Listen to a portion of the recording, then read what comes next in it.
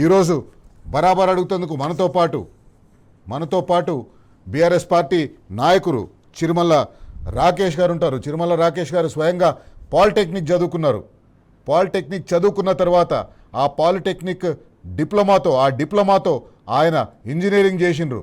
ఆ పాలిటెక్నిక్ డిప్లొమాతో ఆయన ప్రభుత్వ ఉద్యోగం సంపాదించిండ్రు. తెలంగాణ ఉద్యమం కోసం ఆ ప్రభుత్వ ఉద్యోగానికి రాజీనామా చేసి తెలంగాణ ఉద్యమంలో పాల్గొన్నారు.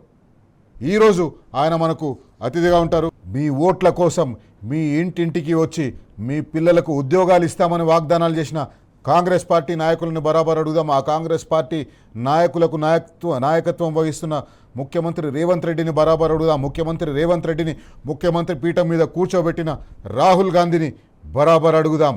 పాలిటెక్నిక్ విద్యార్థులను ఎందుకు మీరు ఈ రకంగా సతాయిస్తున్నారు? ఎందుకు పాలిటెక్నిక్ విద్యార్థులను ఉద్యోగాలకు అర్హత లేకుండా చేస్తున్నారు? ఎవరిచ్చిండ్రు మీకు ఆ హక్కు? 1956 నుంచి స్వతంత్ర భారతదేశంలో పాలిటెక్నిక్ విద్యను ప్రారంభించిన వాళ్ళు ఏమైనా దూరదృష్టి లేని వాళ్ళ? మీరు వాళ్ళకంటే గొప్ప వాళ్ళ? ఎందుకు పాలిటెక్నిక్ విద్యార్థుల జీవితాలతోటి ఆటలాడుకుంటున్నారు? బరాబర్ అడుగుతున్నాం. డాక్టర్ చిరుమల్ల రాకేష్ గారు మనతో ఉన్నారు. రాకేష్ గారు, మీరు స్వయంగా పాలిటెక్నిక్ చదువుకున్నారు. పాలిటెక్నిక్ తర్వాత ఆ లేటరల్ ఎంట్రీ ద్వారా మీరు ఇంజనీరింగ్ చదివిండ్రు. ఇంజనీరింగ్ తర్వాత ఎంటెక్ చదివిండ్రు. ఎంటెక్ తర్వాత డాక్టరేట్ కూడా చేసిండ్రు. ఒక పాలిటెక్నిక్ విద్యార్థిగా ఈరోజు రాష్ట్రంలో కాంగ్రెస్ పార్టీ పాలిటెక్నిక్ విద్యార్థుల మీద చేస్తున్న దమనకాండను, వాళ్ళను ఉద్యోగాలకు అర్హులు కాకుండా చేసే కుట్రను ఎట్లా చూస్తారు? Sir good evening sir. Good evening TV ప్రేక్షకులకు అందరికీ. శైలేష్ రెడ్డి గారు, ప్రధానంగా ఈరోజు పాలిటెక్నిక్ కాలేజీ సమస్య జివో నెంబర్ 97 ఏంటంటే, first of all any technical education sir, దేశంలో ఏ టెక్నికల్ ఎడ్యుకేషన్ చదువుకోవాలన్నా కానీ ఏఐసిటి అప్రూవల్ ఉండదు sir. All India technical education యొక్క అప్రూవల్ ఉండాలి sir, number 1. Number 2, any university, ఒక యూనివర్సిటీ కావాలంటే ఆ యూనివర్సిటీకి కంపల్సరీగా యూజీసీ అప్రూవల్ ఉండాలి సార్. ఈ రెండు లేకపోతే అది టెక్నికల్ ఎడ్యుకేషన్ సర్టిఫికేట్ దేశం మొత్తంలో ఎక్కడ పనికిరాదు. అదేవిధంగా యూజీసీ అఫిలియేషన్ లేకపోతే ఆ యూనివర్సిటీ సర్టిఫికేట్ కూడా ఎక్కడ కూడా పనికిరాదు. ఈరోజు స్కిల్డ్ యూనివర్సిటీ అని చెప్పేసి ఏదైతే ప్రైవేట్ యూనివర్సిటీలతో పీపీపీ మోడల్లో పెట్టినటువంటి పబ్లిక్ ప్రైవేట్ పార్ట్నర్షిప్ తోటి పెట్టినటువంటి ఈ స్కిల్డ్ యూనివర్సిటీకి ఎలాంటి అనుమతులు లేవు సార్. సెంట్రల్ గవర్నమెంట్ అనుమతులు లేవు, రాష్ట్ర గవర్నమెంట్లో ఒక చట్టాన్ని చేసారు కానీ దానికి ఎక్కడ కూడా తీసుకోలేదు. అండ్ నెక్స్ట్ వచ్చేసి సార్, యూనివర్సిటీ పెట్టాలంటే ఒక పాలిటెక్నిక్ కాలేజీలో, అంటే నేను ఎక్కడికి పోవట్లేదు, పాలిటెక్నిక్ కాలేజే చెప్తాను, పాలిటెక్నిక్ కాలేజీలో ఒక హెడ్ కావాలంటే, ఒక లేకపోతే ప్రిన్సిపాల్ కావాలంటే కంపల్సరీ వాళ్ళకి పిహెచ్డి ఉండాలి సార్. ఈరోజు అసలు స్కిల్డ్ యూనివర్సిటీలో ఎంప్లాయీస్ లేరు సార్. ఆల్రెడీ వీసీ ఎవరినైతే అపాయింట్ చేశారో ఆ వీసీకి పిహెచ్డి కూడా లేదు సార్. ఇది టెక్నికల్గా చెప్పేది. అండ్ నెక్స్ట్ వచ్చేసి స్కిల్డ్ యూనివర్సిటీ ఏదైతే ఈ రాష్ట్ర ప్రభుత్వం పెట్టినటువంటి స్కిల్డ్ యూనివర్సిటీకి దాంట్లో ఒక సెక్షన్ ఉంది సార్, 44 సెక్షన్ 1. దాని ప్రకారం, ఆ 44 సెక్షన్ 1 ప్రకారం మనం స్కిల్డ్ యూనివర్సిటీ యొక్క డీటెయిల్స్ తీసుకున్నప్పుడు పీపీపీ మోడల్లో ఎప్పుడైతే కంపెనీలు తీసుకుంటున్నాయో ప్రైవేట్ కంపెనీలు ఆ ప్రాపర్టీల నుంచి అక్వైర్ చేసుకోవచ్చు సార్, అవి డెవలప్మెంట్కి ఇచ్చుకోవచ్చు. నెంబర్ 1. నెంబర్ 2 వచ్చేసి దాంట్లో 44 సెక్షన్ 7లో ఏముంది, పుల్ అవుట్ ఆప్షన్ ఇచ్చారు సార్ వాళ్ళకి. పుల్ అవుట్ అయిందంటే ఒకవేళ యూనివర్సిటీ లాస్ అయిందనుకో వాళ్ళు ఎప్పుడైనా పుల్ అవుట్ వెళ్ళిపోవచ్చు. అంటే ఆ యూనివర్సిటీలకి నుంచి వాళ్ళు వెళ్ళిపోయారు అనుకోండి సార్, వాళ్ళ ఆస్తులు తీసుకొని వెళ్ళిపోతాం. అప్పుడు విద్యార్థుల పరిస్థితి ఏంటి సార్? ఎందుకు చెప్తున్నానంటే, నేను పాలిటెక్నిక్ సిరిసిల్ల పాలిటెక్నిక్ స్టూడెంట్గా, తర్వాత నేను సిబిఐట్లో ఇంజనీరింగ్ చేశాను సార్.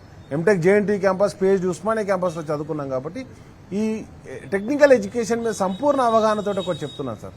కొంతకాలం నేను ఉస్మానియా యూనివర్సిటీలో అసిస్టెంట్ ప్రొఫెసర్గా కూడా వర్క్ చేశాను. కాబట్టి ఇవన్నీ చూసిన తర్వాత, రూల్స్ అండ్ రెగ్యులేషన్స్ చూసిన తర్వాత చాలా స్ట్రిక్ట్గా ఉంటాయి సార్ మా రూల్స్ అండ్ రెగ్యులేషన్స్. ఎందుకు అంటే డిఫెన్స్లో మేము పోవాలంటే కంపల్సరీ ఎస్బిటిడి బోర్డుకు దానికి ఏఐసిటి అప్రూవల్ ఉంది సార్. మా ఫ్రెండ్స్ చాలామంది డిప్లొమా చేసిన తర్వాత డిఫెన్స్లో, రైల్వేస్లో, సెంట్రల్ గవర్నమెంట్ ఎంప్లాయీస్గా, బిఎస్ఎన్ఎల్లో కావచ్చు, ఎనీ గవర్నమెంట్ ఎంప్లాయీగా రిక్రూట్ అయ్యేవాళ్ళు సార్. అదేవిధంగా స్టేట్ గవర్నమెంట్లో ఏఈస్, అంటే నేను ఏడబ్ల్యూగా పనిచేశాను, గెస్టెడ్ ఆఫీసర్గా పనిచేసినప్పుడు నేను ఇంజనీరింగ్ క్వాలిఫికేషన్ తోటి అసిస్టెంట్ ఎగ్జిక్యూటివ్ ఇంజనీర్గా పనిచేశాను. కానీ అసిస్టెంట్ ఇంజనీర్గా పనిచేయాలంటే diploma holder is eligible sir. Even though sub ఇంజనీర్గా ఎలక్ట్రిసిటీ డిపార్ట్మెంట్లో చేయాలన్నా, లేకపోతే జూనియర్ ఇంజనీర్గా చేయాలన్నా, ఏఈస్గా చేయాలన్నా, టెక్నికల్ అసిస్టెంట్గా చేయాలన్నా, జూనియర్ ఇంజనీర్గా చేయాలన్నా, వాటితో పాటు ఇంకొకటి ఏంటంటే సార్, ఈరోజు మీకు అండర్ గ్రౌండ్ మైన్స్ ఉంటాయి. మైన్స్లో పనిచేయాలంటే మైనింగ్ డిప్లొమా చేసిన వాళ్ళు కూడా ఎలిజిబుల్ ఉంటారు సార్. వాళ్ళని కూడా మా సింగరేణి ప్రాంతం, ఎందుకంటే మా పెద్దపల్లిలో అన్ని కోల్ మైన్స్ ఉంటాయి కాబట్టి మా ఏరియాలో మైనింగ్ ఇంజనీరింగ్ కూడా డిప్లొమా కూడా చేస్తారు సార్. అలాంటి పరిస్థితిలో ఇప్పుడు ఏమైంది, మా అప్పుడు పూర్వం ఏముంటుండే అంటే ఒక జిల్లాకు ఒక ఐటీఐ ఉంటుండే సార్, గవర్నమెంట్ ఐటీఐ. అప్పుడు ఉమ్మడి కరీంనగర్ జిల్లా మొత్తానికి పెద్దపల్లి ఐటీఐ ఉండేది సార్. పెద్దపల్లి ఐటీఐ దగ్గర దగ్గర 20 ఎకరాలు ఉంటుంది సార్ నడి సెంటర్లో. ఈరోజు మాసప్ ట్యాంక్ పాలిటెక్నిక్ ఉన్నది సార్ హైదరాబాద్లో. మాసప్ ట్యాంక్ పాలిటెక్నిక్ కాలేజ్ ఒక 25-30 ఎకరాలు ఉంటుంది సార్. రామంతపూర్ పాలిటెక్నిక్ ఉంటుంది సార్, అదొక 40 ఎకరాలు ఉంటుంది సార్. ఈస్ట్ మారేడుపల్లి ఒక పాలిటెక్నిక్ ఉంటుంది sir, leather technology and food technology polytechnic ఉంటుంది సార్, అదొక 30-40 ఎకరాలు ఉంటుంది సార్. అండ్ నెక్స్ట్ వచ్చేసి కులీ కుత్బుషా పాలిటెక్నిక్ కాలేజ్ ఉంటుంది సార్ జూ పార్క్ దగ్గర, అదొక 40-50 ఎకరాలు ఉంటుంది సార్. ఇవన్నీ ఎందుకు చెప్తున్నా అంటే మీకు ఒకటే మాట చెప్పదలుచుకున్నా సార్. వనపర్తిలో 1952లో స్వయంగా జవహర్లాల్ నెహ్రూ వచ్చేసి అక్కడ ఉన్నటువంటి ఏదైతే ప్యాలెస్లో పాలిటెక్నిక్ కాలేజ్ ఇనాగ్రేషన్ చేసింది సార్. జవహర్లాల్ నెహ్రూ కంటే తెలివైన వాళ్ళ సార్ ఈరోజు ఉన్నటువంటి నాయకులు, లేకపోతే ఈరోజు ఈ రాష్ట్ర ముఖ్యమంత్రి. కాబట్టి కంప్లీట్గా పాలిటెక్నిక్ కాలేజీ ఆస్తులు గతంలో ఏదైతే మనం చూసినాం, సెంట్రల్ యూనివర్సిటీ ఆస్తులను ఏ విధంగా బ్యాంకుకు తనఖా పెట్టి విద్యార్థులంతా పోరాటం చేసి మన వర్కింగ్ ప్రెసిడెంట్ కేటీఆర్ గారి ఆధ్వర్యంలో పెద్ద ఎత్తున ఉద్యమం నడిస్తే దాని నుంచి విత్డ్రా అయినటువంటి పరిస్థితి. మొన్నటికి మొన్న ఉర్దూ యూనివర్సిటీ మౌలానా అబుల్ కలాం ఆజాద్ ఉర్దూ యూనివర్సిటీ భూములు కూడా గుంజుకోనికి ప్రయత్నం చేస్తే కొన్ని ప్రభుత్వాలు గత కొన్ని సంవత్సరాలుగా ఉన్న ప్రభుత్వాలు ఒక గొప్ప లక్ష్యం కోసం, ప్రజల అభివృద్ధి కోసం, ప్రజల కోసం ప్రభుత్వ భూములను ఆ ఇన్స్టిట్యూట్కు కేటాయించారు. మీరు హైదరాబాద్ సెంట్రల్ యూనివర్సిటీకి కావచ్చు, ఉర్దూ యూనివర్సిటీకి కావచ్చు, లేకపోతే ఉర్దూ అకాడమీకి కావచ్చు, పాలిటెక్నిక్లకు కావచ్చు, లేదా పారిశ్రామికవేత్తలకు పరిశ్రమలు నెలకొల్పడానికి కావచ్చు, ప్రభుత్వం ఒక దూరదృష్టితోటి ఒక లక్ష్యంతో ఈ భూములనన్నింటినీ ఈ ప్రభుత్వం వాళ్ళకి ఇస్తే, ఇప్పుడు కాంగ్రెస్ పార్టీ ప్రభుత్వం ఆ భూములనన్నింటినీ పల్లి బఠానీలకు అమ్ముకోవడానికి సిద్ధమవుతుంది. సార్ మీకు ఒక విషయం చెప్తాను సార్ ఈరోజు దయచేసి, ఎందుకంటే హైదరాబాద్లో ఉండే ప్రజలు కావచ్చు, మనకు అర్బన్ ఏరియాలో సార్ ఈరోజు మేము ఉద్యోగస్తులు మహాధర్నా చేస్తే పెద్దపల్లికి నేను పోయినా సార్. అక్కడ ధర్నాలకు మా వర్కింగ్ ప్రెసిడెంట్ గారు మాకు గైడ్ చేశారు. ఆ ధర్నాలకు అన్నిటికీ మద్దతు తెలపండి. మేము వెళ్తే అక్కడ ప్రభుత్వ భూమిలో ఒక కలెక్టరేట్ కట్టారు సార్. ప్రభుత్వ భూమిలో ఒక 26 కొత్త మెడికల్ కాలేజీలు కట్టారు సార్. అదేవిధంగా ప్రభుత్వ భూములలో ఇప్పుడు టీమ్స్ కట్టారు సార్. ఒక 3 టీమ్స్ ఆల్రెడీ ప్రణాళిక రూపొందించి ఒక టీమ్స్ ఓపెన్ చేసుకున్నారు కాంగ్రెస్ వాళ్ళు పేరు చెప్పుకొని. కానీ మీకు ఇంకొక అద్భుతమైన విషయం చెప్తా, కేసీఆర్ గారు ఒక నిమ్స్ బాగుండాలంటే, టీమ్స్ బాగుండాలంటే ప్రభుత్వ భూములు కేటాయించారు. నిమ్స్కు సార్ అక్కడ ఉన్న ఓల్డ్ ఎమ్మెల్యే క్వార్టర్స్ అన్ని నిమ్స్ సెంటర్లో, హైదరాబాద్ పంజాగుట్ట సెంటర్లో ఉన్నటువంటి భూమి 27 ఎకరాల భూమిని నిమ్స్కి ఇచ్చేసింది సార్ కేసీఆర్ గారు. కేసీఆర్ గారి ఉద్దేశంలో ఒక ప్రజాకోణం ఉంటుండే, ప్రజల భవిష్యత్తు ఉంటుండే. కానీ ఈరోజు ఏంటి సార్, కాంగ్రెస్ పార్టీ వాళ్ళు మొత్తం ఎక్కడికక్కడ రియల్ ఎస్టేట్ చేసుకోవాలి, ప్రభుత్వ భూములు అమ్మేసుకోవాలి, పక్కకు పోవాలి. ఎందుకంటే మనం చూస్తున్నాం ఈ 22 ఏందో చూస్తున్నాం, అదేవిధంగా ఈ రోజు పెట్టినటువంటి కండిషన్ చూస్తున్నాం సార్. ఒకటే చిన్న విషయం సార్, మాట్లాడలేం కానీ ఏమంటే సార్, అగ్రికల్చర్ యూనివర్సిటీ భూమి 100 ఎకరాలు తీసుకుపోయి దారాదత్తం చేస్తారా సార్? నువ్వు ఏదైనా ఇవ్వాలనుకుంటే, ఏదైనా ఇన్స్టిట్యూట్ పెట్టాలనుకుంటే ప్రైవేట్ వాళ్ళకేమో నువ్వు కంప్లీట్గా ఏదైతే జూ పార్క్ పెట్టుకోనికి అంతేరోళ్ళకో వాళ్ళకో వీళ్ళకో నువ్వు ఎక్కడ మన ఫ్యూచర్ సిటీ అని ఇస్తున్నావు. మరి అక్కడ ఎందుకు పెడతలేవు సార్ ఈ ప్రభుత్వ ఇన్స్టిట్యూట్లన్నీ? అసలు స్కిల్ యూనివర్సిటీ బిల్డింగ్ చూపెట్టమనండి సార్. ఈరోజు స్కిల్ యూనివర్సిటీ రాకేష్ గారు ఒక చిన్న బ్రేక్ తీసుకుందాం. బ్రేక్ తర్వాత రాష్ట్రంలో దీంట్లో ఒక పెద్ద కుట్ర ఉంది, ఇంకో కుట్ర కూడా ఉంది. తెలంగాణలో పాలిటెక్నిక్ చదువుకున్న విద్యార్థులకు తెలంగాణ రాష్ట్ర ప్రభుత్వ రంగ సంస్థల్లో ఉద్యోగాలు లేకుండా చేయడం, తెలంగాణలో ఉన్న కేంద్ర ప్రభుత్వ రంగ సంస్థల్లో వాళ్లకు ఉద్యోగాలు లేకుండా చేయడం, ఈ ఉద్యోగాలన్నీ పక్క రాష్ట్రాల వాళ్ళకు పోయేటట్టు చేసే కుట్ర కూడా ఇందులో దాగుంది. ఆ కుట్ర గురించి మాట్లాడదాం. కుట్ర, తెలంగాణలో ప్రభుత్వ ఉద్యోగాలు తెలంగాణ వాళ్లకు లేకుండా చేసే కుట్ర. తెలంగాణలో పాలిటెక్నిక్ చదువుకున్న విద్యార్థులకు ఏఐసిటిఈ గుర్తింపు లేని డిప్లొమాగా దాన్ని తయారు చేసి తెలంగాణలో వివిధ ప్రభుత్వ రంగ సంస్థల్లో ఉన్న వేలాది ఖాళీలకు వాళ్ళను అర్హులుగా కాకుండా చేసే కుట్ర. కేంద్ర ప్రభుత్వ రంగ సంస్థల్లో వేలాది ఉద్యోగాలుంటాయి. ఆ వేలాది ఉద్యోగాలకు తెలంగాణలో పాలిటెక్నిక్ చదువుకున్న విద్యార్థులను అర్హులుగా కాకుండా చేసే కుట్ర ఇది ఈరోజు కాంగ్రెస్ పార్టీ చేస్తుంది. తెలంగాణలో ఉండే విద్యార్థులు అర్హులు కాకపోతే ఏమవుతుంది? పక్క రాష్ట్రాల్లో ఉండే విద్యార్థులు, పక్క రాష్ట్రాల్లో అంటే నేను కేవలం ఆంధ్రప్రదేశ్ గురించే చెప్తాను. కర్ణాటక ఉంది, మహారాష్ట్ర ఉంది, మధ్యప్రదేశ్ ఉంది, ఛత్తీస్గఢ్ ఉంది. ఇట్లాంటి పక్క రాష్ట్రాల్లో ఏఐసిటిఈ గుర్తింపు పొందిన డిప్లొమా చదువుకున్న, డిప్లొమా పాస్ అయిన విద్యార్థులు తెలంగాణలో ఉద్యోగాలు వాళ్ళకు వస్తాయి. తెలంగాణ విద్యార్థులకు రావు, తెలంగాణ ఉద్యోగులకు రావు. డాక్టర్ రాకేష్ గారు, ఇప్పుడు తెలంగాణ ఉద్యమం నియామకాల కోసం జరిగింది. తెలంగాణ ఉద్యమం జరుగుతున్నప్పుడు ఇప్పుడు పాలిటెక్నిక్ చదువుతున్న విద్యార్థులు 4-5 సంవత్సరాల విద్యార్థులు ఉంటారు. వాళ్లకు తెలంగాణ ఉద్యమం గురించి పెద్దగా తెలియకపోవచ్చు. కానీ ఈరోజు మీరు స్పష్టంగా చెప్పవలసిన అవసరం ఉంది. ఇగో ఇది కదా, దీనికోసం కదా మనం తెలంగాణ తెచ్చుకున్నది. ఇప్పుడు మన ఉద్యోగాల్ని పక్క రాష్ట్రాలకు ఇవ్వడం కోసం మళ్ళొక కుట్ర జరుగుతున్నది అని. అసలు తెలంగాణ రాష్ట్రంలో మీకు ఒకసారి చిన్న లెక్క చెప్తా తొందరగా క్విక్గా. ప్రభుత్వ రంగ సంస్థల్లో దాదాపు 15,000 ఉద్యోగాలు ఖాళీగా ఉన్నాయి. దాంట్లో స్టేట్ పవర్ యూటిలిటీస్లో 4,500 ఉద్యోగాలు, పాలిటెక్నిక్ విద్యార్థులు అర్హులైన ఉద్యోగాలు, స్టేట్ ఇంజనీరింగ్ డిపార్ట్మెంట్స్లో 3,000 ఉద్యోగాలు, పబ్లిక్ సెక్టర్ అండర్టేకింగ్స్లో 2,500 ఉద్యోగాలు. దాంట్లో సింగరేణి కాలరీస్ ఉంది. అట్లాగే టెక్నికల్ ఎడ్యుకేషన్ డిపార్ట్మెంట్లో 500 పోస్టులు ఖాళీగా ఉన్నాయి. ఈ పోస్టులు రేపు ఒకవేళ ప్రభుత్వం నింపదలుచుకుంటే తెలంగాణలో పాలిటెక్నిక్ చదువుకున్న విద్యార్థులు వీటికి అర్హులు కారు. ఎందుకు తెలంగాణ పట్ల ఈ ద్రోహాన్ని తెలంగాణ సమాజం సహించాలి?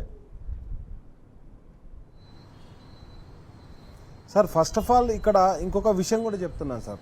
ఇక్కడ ఏదైతే పీపీపీ మోడల్ పెట్టడం జరిగిందో అది షార్ట్ టర్మ్ కాంట్రాక్ట్ ప్రొఫెసర్ అని పెట్టేసి మొత్తం 35 సెక్షన్ 35/2లో మొత్తం అసలు ఎడ్యుకేషన్ మొత్తం ప్రైవేటైజేషన్, కాంట్రాక్ట్ బేసిస్, పర్మనెంట్ లెక్చరర్లు, పర్మనెంట్ టీచర్లు ఉండరు సార్. అండ్ నెక్స్ట్ వచ్చేసి 17/1, 51/7/17, 51/1లో వాళ్ళు ఏం చెప్తారంటే ఫీజులు ఇష్టాన్ని రీతిగా పెట్టుకోవచ్చు.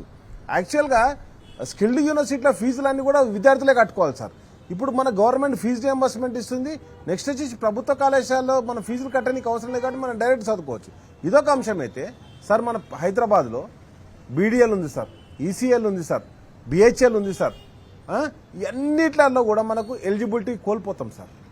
అండ్ నెక్స్ట్ ఇంకొకటి ఏం పెట్టారంటే దీంట్లో సెక్షన్ 35లో షేరింగ్ అట. ఇప్పుడు నాకు ఒక కంపెనీ ఇస్తే నేను కంపెనీ ద్వారా రిక్రూట్ అయితే, అంటే నోడల్ ఏజెన్సీ, ఇప్పుడు నేను డైరెక్ట్ జాబ్కు పోనీకి లేదు. నన్ను ఏదైతే పీపీపీ మోడల్లో తీసుకున్నటువంటి ఒక కంపెనీ నన్ను అక్కడ అప్రెంటిస్గా పంపించి నన్ను ఒక జాబ్ ఎంప్లాయీగా పంపిస్తుంది. ఆ పైసలు ఎవరు తీసుకోవాలి? డైరెక్ట్ నా జీతంలో పడాయి. ఆ పైసలు కూడా మళ్ళీ కంపెనీతో షేర్ చేసుకోనట. ఆ యాక్ట్లో పెట్టారు సార్. ఇప్పుడు నేను చెప్తున్న ఏవి కూడా డిఫరెంట్గా చెప్పట్లేదు. మీరు చెప్పిన 200% కరెక్ట్. ఎందుకంటే రైల్వేస్లో నేను ఉద్యోగం రావాలంటే పాలిటెక్నిక్ ఏఐసిటీ అప్రూవల్ ఉండాలి. అసలు ఏఐసిటీ అప్రూవల్ ఉందా? ఏది లేదు. అండ్ నెక్స్ట్ వచ్చేసి సార్, ఈరోజు నేను ఈసెట్ ద్వారా ఇంజనీర్ అయినా. నాది 378 ర్యాంక్ వచ్చింది సార్. నాకు అప్పుడు చాలా తక్కువ సీట్లు ఉండే, మాకు 500 సీట్లే ఉండే సివిల్ ఇంజనీర్లకు. అయినా కానీ నాకు ర్యాంక్ వచ్చింది, సీట్ వచ్చింది. అసలు ఇప్పుడు ఈసెట్ ఎలిజిబులా కాదా? ఎక్కడ లేదు.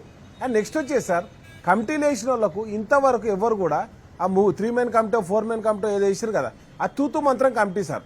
ఎందుకంటే ఎవరికి టెక్నికల్ ఎడ్యుకేషన్ గురించి అవగాహన లేదు, నెంబర్ 1. నెంబర్ 2 వచ్చేసి వాళ్ళు ఎప్పుడు కూడా అడ్మినిస్ట్రేషన్ పోస్టుల్లో చేయాలి. ఓ రిజిస్టర్గానో వీసీగానో చేసిన వాళ్ళు కూడా ఎవరు కాదు వాళ్ళు. కానప్పుడు వాళ్ళకి ఏం ఐడియా ఉంటుంది సార్ ఇప్పుడు. అండ్ నెక్స్ట్ వచ్చి సిలబస్. అసలు సిలబస్ ఏం పెట్టాలి? సిలబస్ ఎట్లుంటుంది? ఏ బేసిస్ లో సిలబస్ తీసుకుంటారు? Working days. రాకేష్ గారు, ఇప్పుడు మన ఉద్యోగాలు మనం మాట్లాడుకోవాల్సింది మన ఉద్యోగాలు మన తెలంగాణ రాష్ట్రంలో ఉన్న ఉద్యోగాలు, మన తెలంగాణ రాష్ట్రంలో ఉన్న కేంద్ర ప్రభుత్వ సంస్థల్లో రంగ సంస్థల్లో ఉన్న ఉద్యోగాలు మనకు కాకుండా పోతున్నాయి. పక్క రాష్ట్రాల వాళ్లకు ఆ ఉద్యోగాలు కట్టబెట్టే కుట్ర ఒకటి జరుగుతున్నట్టు కనిపిస్తుంది. సార్ నీకు ఒకటి మాట చెప్తా సార్. ఈరోజు హరీష్ అన్న చెప్పినట్టుగా ఆల్రెడీ ఆంధ్రప్రదేశ్లో రద్దు చేసినటువంటి స్కిల్ డెవలప్మెంట్ స్కీమ్కు అటాచ్ చేసిన దాన్ని తీసుకొచ్చి బయట పెడితే వాళ్ళు దానికి లెఫ్ట్ అయ్యి వాళ్ళ పిల్లలకు అందరికీ ఉద్యోగాలు జరిగేటట్టు వాళ్ళు చర్యలు తీసుకుంటే, ఇక్కడ నువ్వు ఆయన శిష్యుడు అయి ఏం చేస్తాను అంటే వాళ్ళ పిల్లలకు ఉద్యోగాలు ఇవ్వడానికి ఈయన స్కిల్ యూనివర్సిటీలో కలిపింది అండ్ భూములు అమ్ముకోనికి కలిపింది సార్. ఇంకొక మాట చెప్తున్నా సార్, ఎప్పుడైతే మేము ఎలిజిబిలిటీ కోల్పోతామో మాకు ఉద్యోగాలు రావు. మాకు అంటే టెక్నికల్గా మాకు ఎలిజిబిలిటీ ఉంటుంది. ఎందుకు ఉన్నది అని చెప్తున్నా అంటే సార్, మా గతంలో గవర్నమెంట్ కాలేజీలలో పాలిటెక్నిక్ చేసిన వాళ్ళకి పార్ట్ టైం ఇంజనీరింగ్ ఉండేది సార్. పార్ట్ టైం ఇంజనీరింగ్ ఉంటారు. ఏసీటీ ఏమన్నా అంటే మా అప్రూవల్ లేకుండా మీరు కాలేజీ నడిపిస్తారు. గవర్నమెంట్ కాలేజీలో నడిపించినటువంటి ఎడ్యుకేషన్, యూనివర్సిటీలో నడిపించిన ఎడ్యుకేషన్ చెప్తున్నా సార్. ఆ రోజు ఉస్మానియా కావచ్చు, జేఎన్టీయూ కావచ్చు, ఆంధ్ర యూనివర్సిటీ కావచ్చు, రాయలసీమ యూనివర్సిటీ కావచ్చు, అన్ని యూనివర్సిటీలో పార్ట్ టైం కాలేజ్ ఉండే సార్ పాలిటెక్నిక్ వాళ్ళకు. అవన్నీ తీసేసారు సార్. ఎందుకు తీసేసారు అంటే ఏసీటీ అప్రూవల్ లేదని. ఏసీటీ అప్రూవల్ లేకపోతే మా సర్టిఫికేట్ వాల్యూ కాదు. అట్లా ఈ రోజు మొత్తానికి కూడా తెలంగాణ బిడ్డలందరికీ ఉద్యోగాలకు ఎలిజిబిలిటీ లేకుండా వాళ్ళ జీవితాలు నాశనం చేసేటువంటి ప్రణాళిక సార్ ఇది. ఎందుకు పెడుతుర్రు ఇది అంటే అధికారులు ఎవరు తీసుకొచ్చుకుంటారు సార్? మనం ఇరిగేషన్లో చూసినాం, పక్కన ఉన్నటువంటి దాస్ గారు లేకపోతే పక్క రాష్ట్రంలో పనిచేసిన వాళ్ళు, వేరే రాష్ట్రంలో పనిచేసిన వాళ్ళు అందరూ అది ఇరిగేషన్ డిపార్ట్మెంట్ లో ఉంది, ఎలక్ట్రిసిటీ డిపార్ట్మెంట్ లో ఉంది, ప్రైవేట్ చాలా మటుకు డిపార్ట్మెంట్లలో పక్క రాష్ట్రాల నుంచి తీసుకొచ్చిన వాళ్ళు పెద్ద పెద్ద పోస్టులో కూర్చోబెడుతున్నారు. ఆదిత్యనాథ్ దాస్ని ఇరిగేషన్లో పెట్టుకున్నాడు సార్, ఎలక్ట్రిసిటీ డిపార్ట్మెంట్ అట్లనే పెట్టుకున్నాడు. ఈరోజు నేను ఏమంటున్నా అంటే ఈరోజు ఎడ్యుకేషన్లో కూడా పక్క రాష్ట్రం వల్ల ఇన్వాల్వ్మెంట్ పెట్టేసి ఈరోజు మనం చూస్తున్నాం సెక్రటరేట్ మొత్తం పక్క రాష్ట్రంలో ఆంధ్ర నాయకులు హ్యాండ్ ఓవర్ చేసేసిండు. ఈరోజు అదేవిధంగా ఈరోజు చేస్తున్నటువంటి టెక్నికల్ ఎడ్యుకేషన్ కూడా నాశనం చేయని కంకణబద్దులై ఉన్నారు సార్. ఇది కంపల్సరీ ఈరోజు విద్యార్థులందరూ ఎక్కడికక్కడికి ఉద్యమిస్తారు సార్. ఆ ఉద్యమానికి సంపూర్ణ మద్దతు మా పార్టీ మద్దతు ప్రకటిస్తుంది సార్. మా వర్కింగ్ ప్రెసిడెంట్ కేటీఆర్ గారు చెప్పారు, అదేవిధంగా మా deputy floor leader Harish Rao గారు ముందుండి లీడ్ తీసుకుంటున్నారు సార్. కాబట్టి ఆ ఉద్యమంలో ఎందుకు సార్ ఇప్పుడు వరంగల్లో పాలిటెక్నిక్ కాలేజీ విద్యార్థులు ధర్నా చేస్తారు, ఆల్రెడీ ధర్నాలే కూర్చున్నాయి. వాళ్ళకి మద్దతు తెలపడానికి పోతే వీళ్ళకి ఏం ప్రాబ్లం అవుతుంది సార్? ఈ ప్రజాపాలన అంటారు కదా, ప్రజాపాలన కాదు సార్, ప్రజా కంటక పాలన. ఇది కంప్లీట్ కాంగ్రెస్ పాలన, రియల్ ఎస్టేట్ పాలన. ప్రజల్ని అమ్మేసి సొమ్ము చేసుకున్నటువంటి పాలన నడుస్తుంది సార్. కాబట్టి ఈరోజు ఒక దిక్కు ఉద్యోగులు రోడ్డు ఎక్కుతారు, ఓ దిక్కు విద్యార్థులు రోడ్డు ఎక్కుతారు. ఇక వీళ్ళు ఎవరి గురించి పరిపాలన సాగిస్తారో అర్థం కావట్లేదు. కాబట్టి ఎప్పుడైతే ఏఐసిటి అప్రూవల్ ఉండదో, యూజీసీ అప్రూవల్ ఉండదో, మా సర్టిఫికేట్ దేనికి పనికి రాదు. దయచేసి నేను ఒకటే విజ్ఞప్తి చేస్తున్నా, ఒకవేళ మీరు ఇదే విధంగా తీసుకపోతే మాత్రం మళ్ళీ తెలంగాణ ఉద్యమం అంతా ఉధృతమైనటువంటి పోరాటానికి సిద్ధం కావాల్సి వస్తుంది. ఎందుకంటే దాని ద్వారా ఈరోజు నేను ఇక్కడ కూర్చున్నా అంటే, నేను ఉస్మానియా యూనివర్సిటీలో చదువుకోగలిగిన అంటే బికాస్ ఆఫ్ మై పాలిటెక్నిక్. ఆ పాలిటెక్నికే లేకపోతే మాకు భోజనం లేదు. ఆ పాలిటెక్నిక్ మా సర్వస్వం. ఇంకోటి, పాలిటెక్నిక్లో చదువుకునే వాళ్ళు below middle class poor people మాత్రమే చదువుకుంటారు సార్. ఎందుకంటే ఇంటర్మీడియట్కు శ్రీ చైతన్య, నారాయణ ఇటువంటి కాలేజీలల్లో 2 లక్షలు 3 లక్షలు కట్టి చదువుకునే స్తోమత లేని వాళ్ళు. ఇంజనీరింగ్ ఎడ్యుకేషన్ని క్రిమినల్ వేస్ట్ అన్నాడు. ఇప్పుడు అసలు ఆ ఇంజనీరింగ్ ఎడ్యుకేషన్కు బేస్ అయినటువంటి డిప్లొమా ఎడ్యుకేషన్నే ఆయన కథం పట్టించే ప్రయత్నం చేస్తున్నాడు. ఒక